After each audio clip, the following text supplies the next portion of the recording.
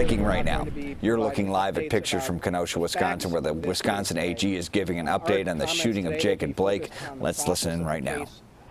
What has happened and what will be happening next as this case moves forward.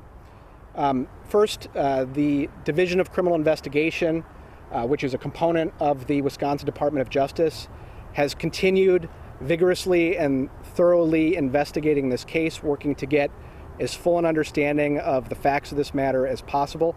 That investigation, the DCI portion of this investigation, is now in its final stages. I do want to make sure to add a qualification to that, which is that a witness can always come forward. There may be additional information that a witness wants to provide, and also the prosecutor may request that certain further investigation is conducted. Now, along the way as this investigation has moved forward, Kenosha County District Attorney Michael Gravely, who's here with me today, and my office have been in regular communication. And as we have communicated about this investigation as it's moved forward, DA Gravely and I have discussed the value that we believe a consultant with expertise in police practices can bring to the evaluation of this case. DA Gravely and I both believe that having an evaluation of the facts conducted by a consultant who can evaluate those facts in light of standard policing practices and explain where they are consistent with those practices or where they differ from them will help reach the most just outcome in this case. To make sure that there is no question as to the independence and objectivity of that consultant, DA Gravely has asked me to select a consultant. From my perspective, the critical characteristics in a consultant are that it's somebody who has the expertise needed to render a judgment that reflects expertise, and also somebody who is going to approach this assessment fairly so that we have a fair and objective analysis of the facts and the way that they relate to standard policing practices. So pursuant to that request, I did select a consultant. And one of the things we are announcing today is the identity of that individual. It is former Madison Police Chief Noble Wray, who's joining us here today as well. Chief Wray has extensive experience in law enforcement. He has been in the position to make judgments about when force needs to be used in the field. He served as assistant chief in Madison, and he served as chief of police in Madison. As chief, he was in a position to review use of force decisions made by officers. Following his retirement as police chief in Madison, Chief Wray worked on a national level, serving with the U.S. Department of Justice as a police reform specialist. He has analyzed cases involving use of force in cities around the country, and he has reviewed use of force policies that agencies have around the country. I am confident that Chief Wray will provide a thoughtful and fair analysis of the facts of this case. That is going to be the next phase in this case. DA Gravely and I both believe that having that fair and objective expert analysis conducted will help reach the most just decision possible in this case. So after DCI's investigation is complete, and as I mentioned, DCI is in the final stages of that investigation, which has been thorough and looked into the facts and followed the leads where they led. DCI is going to provide a copy of the file at DA Gravely's request to Chief Wray. Chief Wray will review that file and prepare an analysis of the case, again, reviewing how the facts line up with standard policing practices. After that, DA Gravely has asked that he be provided with the entirety of that information, both the expert analysis and the file of the case, so that he can make a charging decision at that point.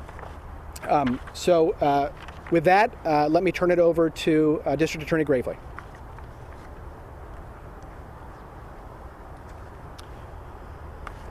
Hello, everyone. So the thing I want to be sure that you take away today, first of all, I'm Mike Gravely. I'm the District Attorney here in Kenosha County. But an important takeaway from this today is that the physical investigative file in this case is not coming to Kenosha or the Kenosha District Attorney's Office until this new and continuing phase that it just was described by Attorney General Josh Kaul is completed. So the investigative file, the DCI is close to completing. It's not finished yet, but they are in the final stages. Will go to Chief Wray. He will then provide analysis in a variety of directions in terms of his expertise, particularly on use of force. And then at the point that he feels that he has completed that analysis, the physical file and his analysis will be transferred to the Kenosha District Attorney's Office. I will be in consultation with Chief Wray at that point. There'll be an opportunity for me to and Chief Wray to think about whether there's any additional investigation that needs to be done to satisfy both myself and himself regarding issues we think are important. And then a charging decision will ultimately be made. So certainly we're not here to talk about a charging decision today, because this expert phase is now the next stage in this overall investigation.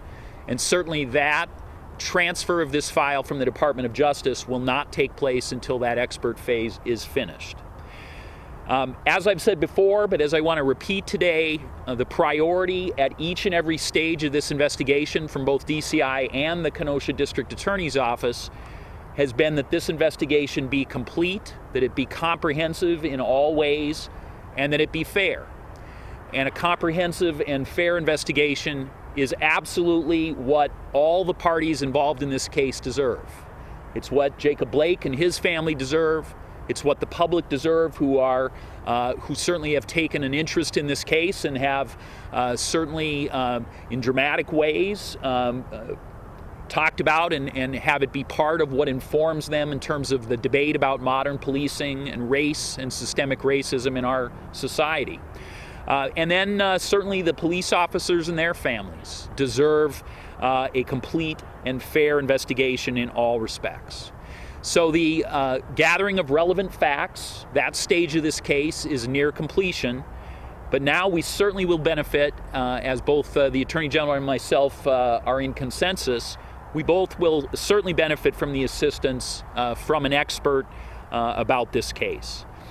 And I want to be sure you heard something very clearly that the Attorney General said, and that was that when I brought up the idea of a use of force or a policing expert to be brought into this case, I asked the Department of Justice to determine that expert themselves. I actually asked that I not be a part of the selection process. And I did that because I wanted the maximum confidence for whatever decision results in this case. I wanted the public to know that rather than there being a pre-selected outcome, that instead that independent agencies that were not going to be the ultimate decision maker, were the ones contributing the identity and participation of the expert in this case. Experts are used all the time to help determine criminal prosecutions, right? We rely on the state crime lab and all sorts of scientific expertise. Experts are used in domestic violence cases and sexual assault cases.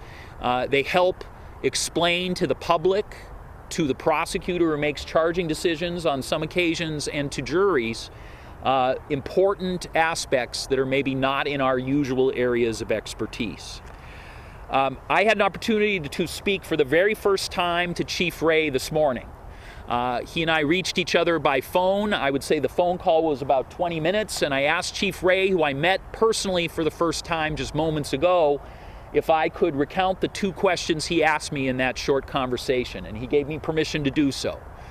The first question he asked me is, have you already decided this case? And I told him the best way I could answer that was to say, if I had already decided this case, wouldn't it be ludicrous, perhaps crazy, to ask an independent agency to find a use of force expert that I had no influence over? On what possible scenario would a person who had pre-decided this case ask another independent agency to assist them in that fashion? And I believe that satisfied him in terms of being a simple way to answer that question. The second thing that Chief Wray asked me is, what is it that you're hoping that I can help with? And that is where I think that Chief Wray's unique set of diverse experiences and perspectives really will assist in this case. because Chief Wray, as you will soon hear from him and you will find as you research him, was not only a long-standing member of the Madison Police Department and rose to be the chief, but he also, since he left that department, has been a leader in the state and nationally on issues of police training, police use of force, racism and systemic racism, implicit and explicit bias in criminal justice institutions, including law enforcement agencies. And so he brings real leadership and a long-standing and credible thought process to all of those issues to the extent they inform any of the decisions in this case. He also brings the other piece of diversity that is so important in this case. He himself has been one of those officers and has supervised officers who, when guns sound in our community, run towards the gunfire as opposed to most of us who run away from the gunfire. So he has been in those shoes, and he has supervised many who have been in those shoes and who have been persons who took those risks. He's been an individual in his career and has supervised people in his career who had to, every day when they said goodbye to their families and took a shift, had to have the real and actual expectation that it might be the last time that they left their homes, because that is the nature of that work. And that perspective is a valuable perspective if we are willing and if we think it's important to have a complicated conversation in any charging decision that happens in this case.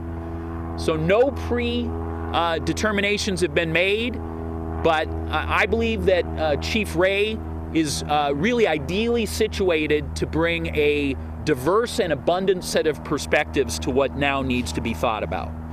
And so I ask you to please listen and consider him as an important additional aspect to this very important investigation. Thank you.